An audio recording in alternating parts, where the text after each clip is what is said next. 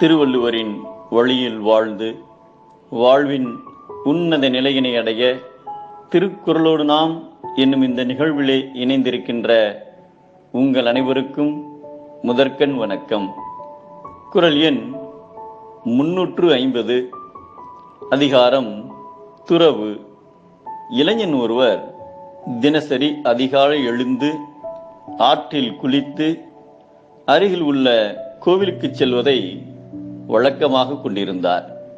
கோவிலில் இறைவன் முன்பு ஏதாவது கோரிக்கைகளை வைத்து வழிபடுவதே அவரது வழக்கம். பல நாட்கள் இதை பார்த்த ஒரு பெரியவர் அவரை அழைத்து அவரிடம் ஒரு கதை சொன்னார். ஞானி ஒருவர் தினமும் அருகில் உள்ள கடை வீதிக்கு செல்வார். ஒவ்வொரு கடையிலும் சிறிது நேரம் நின்று பார்த்துவிட்டு அடுத்த கடைக்கு செல்வார். கடையில் உள்ள பொருட்களை எல்லாம் பார்ப்பதோடு சரி, ஆனால் எதையும் அவர் வாங்கியதே இல்லை. எல்லாவற்றையும் பார்த்துவிட்டு எதையும் வாங்காமல் வெறுமனே வீடு திரும்பி வந்து விடுவார். இதை கவனித்த அவருடைய நண்பர் ஞானியிடம், நீங்கள் ஏன் தினமும் கடைவீதி செல்கின்றீர்கள் என்று கேட்டார். அதற்கு ஞானி, கடைவீதியில் என்னென்ன பொருள்கள் விற்கின்றன என்பதை பார்ப்பதற்காக செல்கிறேன் என்றார்.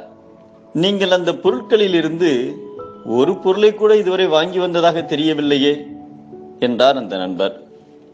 அதற்கு ஞானி, அங்கு விற்கப்படும் பொருட்கள் எதுவுமே என்னிடம் இல்லாமல் நான் எவ்வளவு நிறைவாக வாழ்ந்து கொண்டிருக்கின்றேன் என்பதை புரிந்து கொள்வதற்காகத்தான் செல்கிறேன் என்று சொன்னார். இந்த கதையை கேட்ட இளைஞன், இதை ஏன் என்னிடம் கூறுகின்றீர்கள் என்றார்.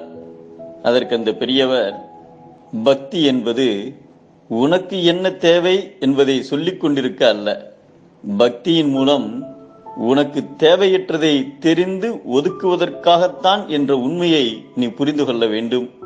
அதற்காகத்தான் இந்த கதையை உனக்கு சொன்னேன் என்றார். அன்றிலிருந்து அவர் இறைவனுக்கு முன்னால் கோரிக்கை வைப்பதை நிறுத்தி கொண்டார். ஆசை ஏதும் இல்லாதவராகிய இறைவன் மீது ஆசை கொள்ள வேண்டும். அவர் மீது ஆசை கொள்வது நம் ஆசைகளை விடுவதற்கே என்பதை பற்றுக பற்றற்றான் பற்றினை, அப்பற்றை பற்றுக பற்று விடற்கு என்கிறார் நம் தெய்வப்புலவர் திருவள்ளுவர். உலகப் பொருள்களின் மீது ஆசை துன்பம், இறைவன் மீது பற்று இன்பம். மீண்டும் அனைவருக்கும் நன்றி, வணக்கம்.